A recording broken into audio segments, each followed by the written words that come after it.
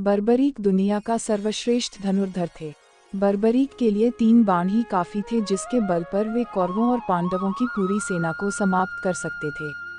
युद्ध के मैदान में भीमपौत्र बर्बरीक दोनों खेमों के मध्य बिंदु एक पीपल के वृक्ष के नीचे खड़े हो गए और यह घोषणा कर डाली कि मैं उस पक्ष की तरफ से लड़ूंगा जो हार रहा होगा।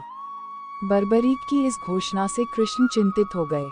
भीम के पौत्र बर्बरीक के समक्ष जब अर्जुन तथा भगवान श्री कृष्ण उसकी वीरता का चमत्कार देखने के लिए उपस्थित हुए, तब बर्बरीक ने अपनी वीरता का छोटा सा नमूना मात्र ही दिखाया। कृष्ण ने कहा कि यह जो वृक्ष है, इसके सारे पत्तों को एक ही तीर से छेद दो तो मैं मान जाऊंगा।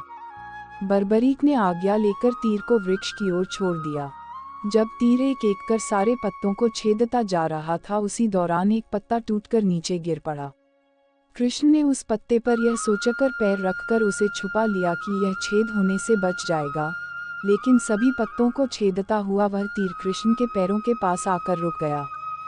तब बर्बरीक ने कहा कि प्रभु, आपके पैर के नीचे एक पत्ता दबा है, कृपया पैर हटा लीजिए, क्योंकि मैंने तीर को सिर्फ पत्तों को छेदने की आज्ञा दे रखी है, आपके पैर को छेदने की नहीं। उसके इस चमत्कार को देखकर कृष्ण चिंतित हो गए। भगवान श्री कृष्ण यह बात जानते थे कि बर्बरीक प्रतिज्ञावश हारने वाले का साथ देगा। यदि कौरव हारते हुए नजर आए तो फिर पांडवों के लिए संकट खड़ा हो जाएगा, और यदि जब पांडव बर्बरीक के सामने हारते नजर आए तो फिर वह पांडवों का साथ देगा। इस तरह वह दोनों ओर की सेना को एक ही तीर से खत्म कर देगा। तब भगवान श्री कृष्ण ब्राह्मण का भेष बनाकर सुबह बर्बरीक के शिविर के द्वार पर पहुंच गए और दान मांगने लगे। बर्बरीक ने कहा, मांगो ब्राह्मण, क्या चाहिए? ब्राह्मण रूपी कृष्ण ने कहा कि तुम दे न सकोगे। लेकिन बर्बरीक कृष्ण के जाल में फंस गए और कृष्ण ने उससे उसका शीश मांग लिया।